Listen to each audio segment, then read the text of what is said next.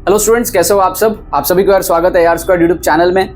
इस वीडियो के अंदर में मैं आप लोगों को एक माइंडसेट देने वाला हूं कि आपको अगर ज़्यादा कुछ प्रिपरेशन नहीं है जेईई मेन के लिए, ठीक है, अगर आपके बहुत ही कम नंबर आए हैं जनवरी अटेम्प्ट में और अगर आप 100 प्लस का टारगेट देख रहे हो यहाँ पर अप्रैल अटेम्प्ट में, तो किस तरीके के माइंडसेट से आपको पेपर अटेम्प्ट करना है, कुछ ट्रिक्स मैं आपको समझाऊंगा।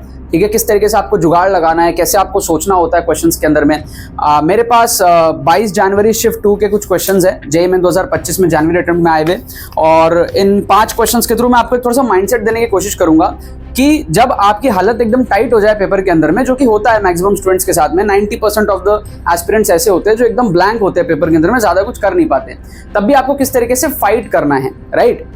पिछले कुछ वीडियोस में आपने देखा यार ऑप्शन एलिमिनेशन ट्रिक्स, इंटेलिजेंट गेसिंग ट्रिक्स, गेस कैसे करना है आपको, एमसीक्यूज, सारी चीजें मैं एक एक करके अलग अलग वीडियो में आपका अलग अलग तरीके से माइंडसेट बिल्ड करने की यहाँ पर कोशिश कर रहा हूं।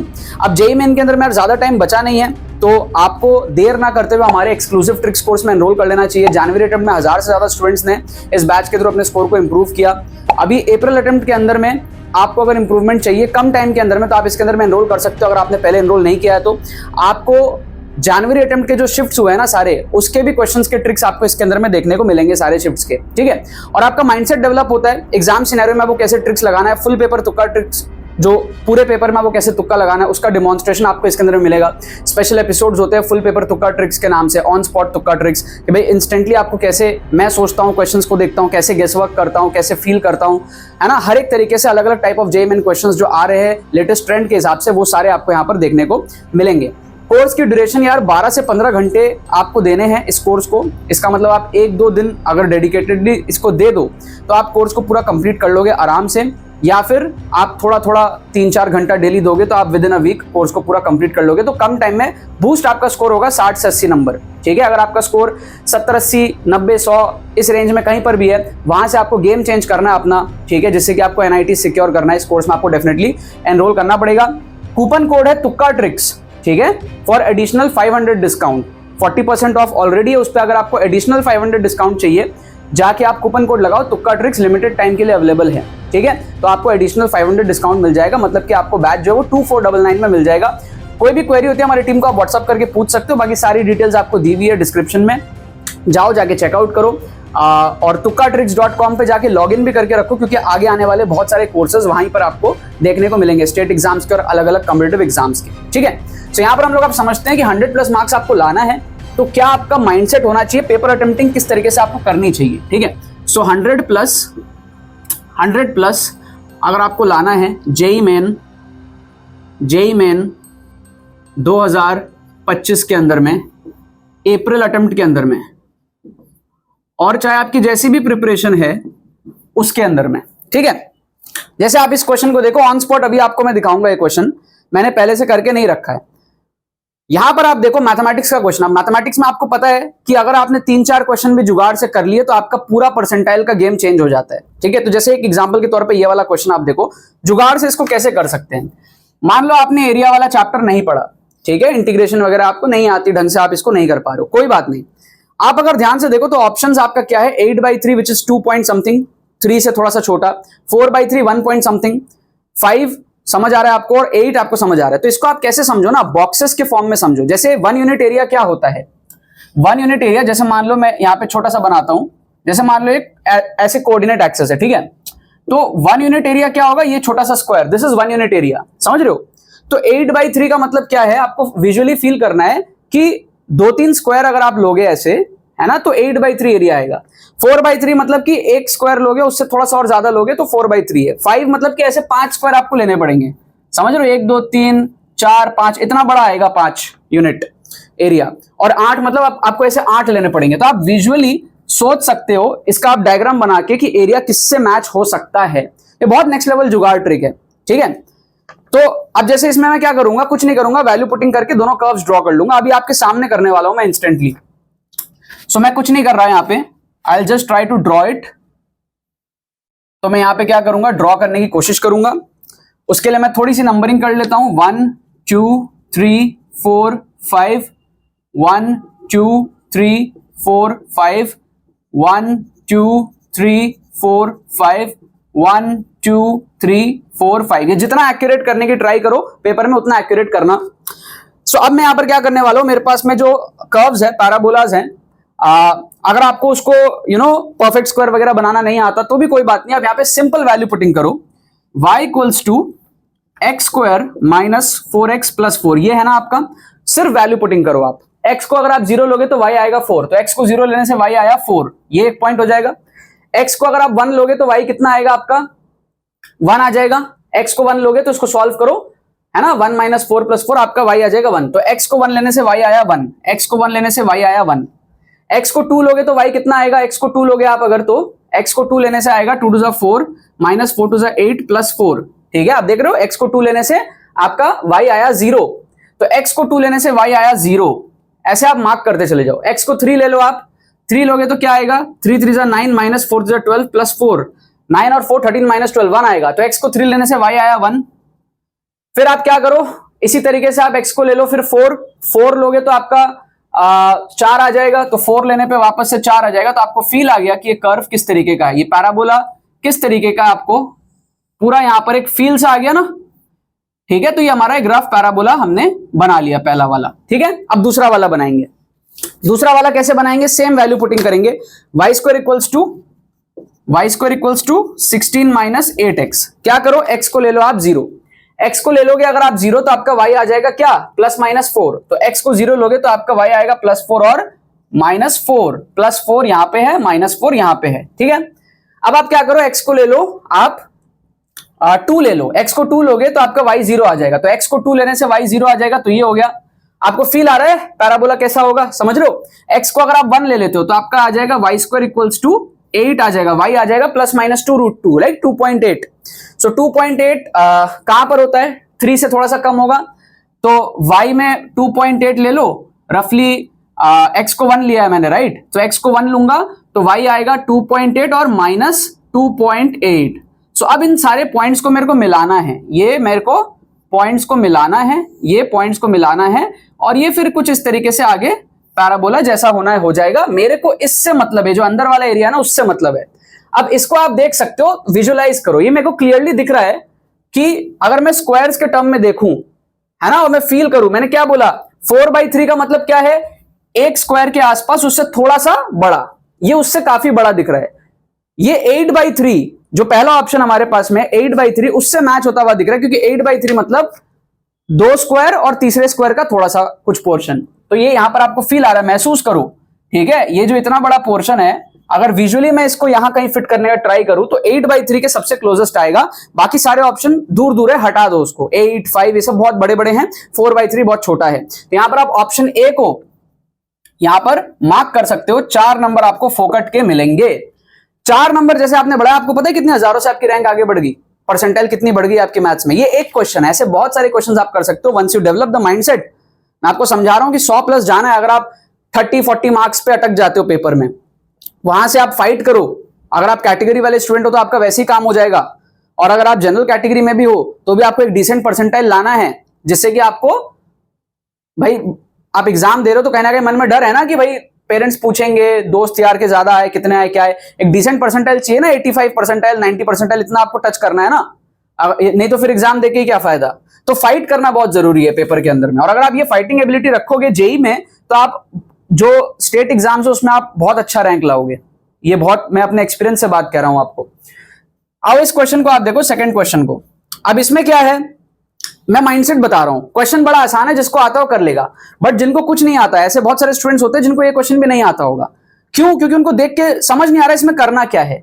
अगर आपको नहीं भी समझ आ रहा करना क्या है, तो भी आपको वेक्टर्स में पता है डॉट प्रोडक्ट करके कोई एक चीज होती है, आपको एक अंदर से आएगा, फील आएगा कि डॉट प्रोडक्ट 2 ही चीज होता है, क्रॉस और डॉट, ठीक है। अगर आपको नहीं भी पता है कि इसमें क्या करना है, भाई डॉट प्रोडक्ट कर लो ना। अगर वो करना हुआ, अगर कंसेप्ट छोड़ दो, एक फील आता है ना कि हाँ इसको इससे मल्टीप्लाई करना है, आई को आई के साथ, जे को जे के साथ, इतना बेसिक बोर्ड एग्जाम तो दिया है, उस इंट्यूशन को आप फॉलो करो, ज्यादा मत सोचो।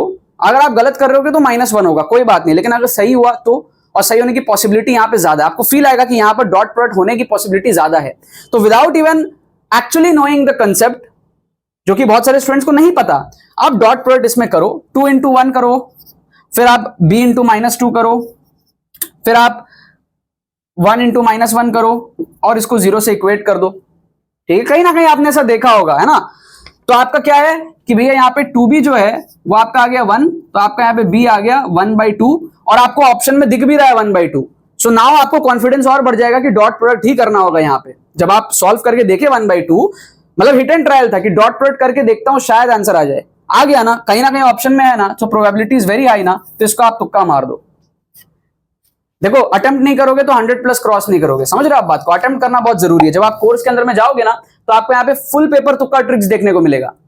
पूरे पेपर में कैसे तुक्का मार के कैसे आप पॉजिटिव नंबर लाते हो, कैसे 85 परसेंटाइल लाते हो विद जीरो प्रिपरेशन, ये मैंने यहां पर कोर्स के अंदर में आपको दिखा रखा है। ठीक है, आप जाओ जाके अभी एनरोल करो, कोड आप यूज कर सकते हो तुक्का ट्रिक्स, कूपन जो है तुक्का ट्रिक्स आपके लिए एक्टिवेट किया हुआ है फॉर एडिशनल 500 डिस्काउंट। तुक्का ट्रिक्स जाके इसको लगा लेना, काफी अफोर्डेबल प्राइस में आपको कोर्स मिल जाएगा। काफी इंपैक्टफुल कोर्स है। जेईई मेन में 60 से 80 नंबर बढ़ाना कम टाइम में मजाक नहीं है, और आपका पूरा माइंडसेट डेवलप होगा इसके अंदर में। पूरा रिस्क मैनेजमेंट आप सीखोगे, कैसे आपको स्कोर इंप्रूव करना है, कैसे क्वेश्चंस आ रहे हैं जेईई मेन के अंदर में।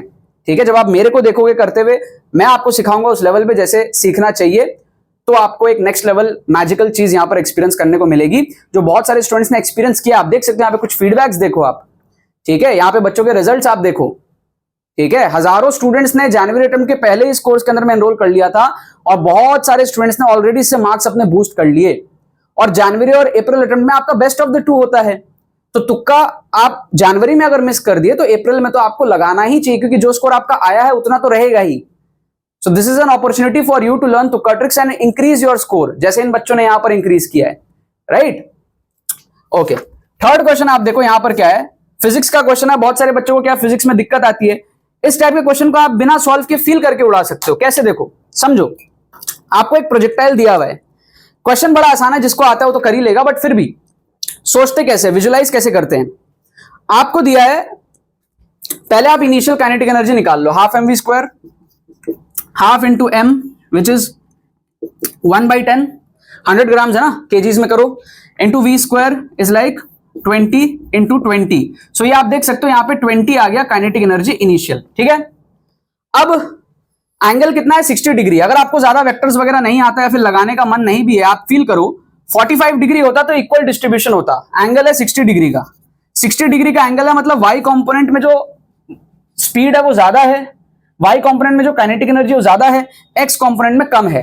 ठीक है, अब टॉप मोस्ट पॉइंट पे क्या होता है हमारे पास में, टॉप मोस्ट ही बोला है ना, हाईएस्ट पॉइंट। तो हाईएस्ट पॉइंट में पता है वाई वाला खत्म हो जाएगा, सिर्फ एक्स रह जाएगा। तो क्या खत्म होगा, ज्यादा जो है वो खत्म होगा, ज्यादा खत्म होगा तो फिर डिक्रीज कितना हुआ, ज्यादा हुआ है ना। पूरा 20 तो डिक्रीज होगा नहीं, क्योंकि एक्स कंपोनेंट तो रह ही जाएगा टॉप में, है ना।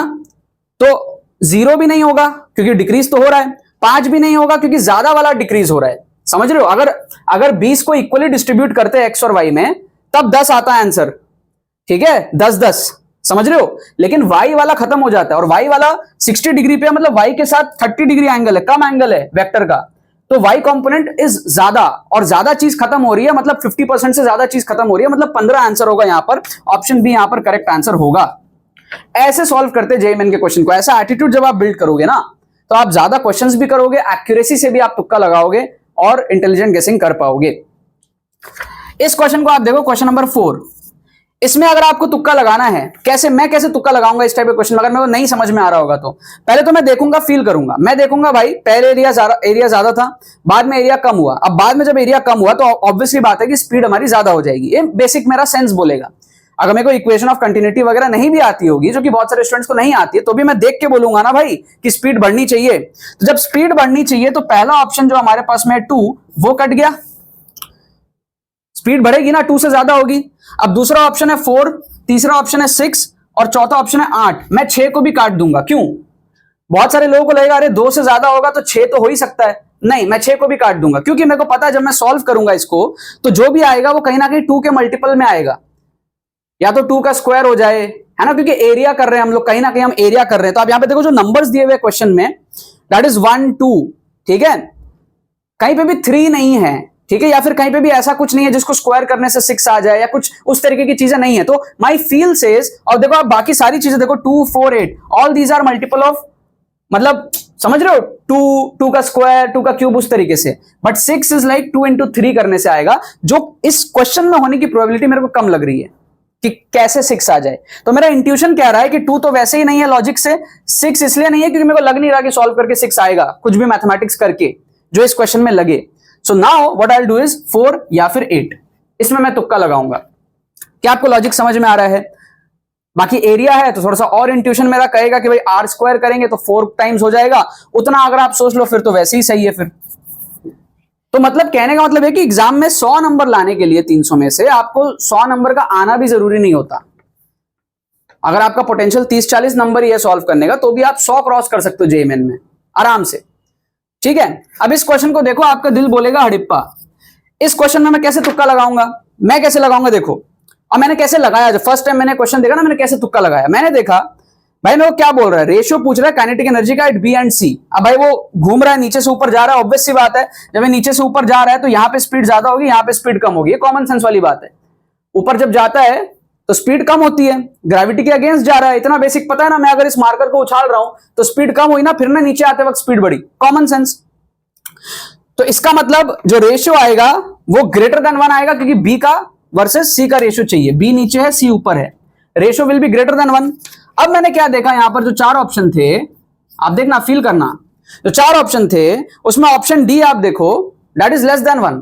3 माइनस √2/2, √2 इज 1.4, 3 से 1.4 माइनस करूंगा तो मेरा क्या आएगा, 2 से भी छोटा आ जाएगा, डिवाइडेड बाई 2 करूंगा तो रेशियो लेस देन 1 आ जाएगा। तो ये हो ही नहीं सकता, ऑप्शन डी जो है ना 3 माइनस √2/2, ये हो ही नहीं सकता। अब जो बाकी ऑप्शंस है उसमें अब मैं महसूस कर रहा हूं, क्या महसूस कर रहा हूं कि भाई बी और सी के बीच का गैपिंग कितना है।